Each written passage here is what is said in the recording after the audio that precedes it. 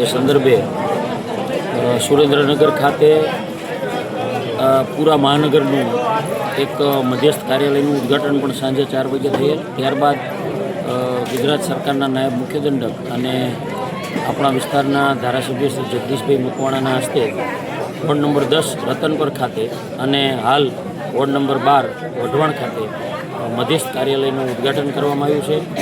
બંને જગ્યાએ ખૂબ મોટી સંખ્યામાં કાર્યકર્તાઓ અને વોર્ડના લોકો ઉપસ્થિત રહ્યા હતા અને આગામી ચૂંટણીને લક્ષી માર્ગદર્શન આપવામાં આવ્યું, વિકાસની વાતો કરવામાં આવી, જે કંઈ કાર્યો નવા મહાનગરની અંદર થવાના છે એ વિશે પણ પૂરું માર્ગદર્શન આપવામાં આવ્યું।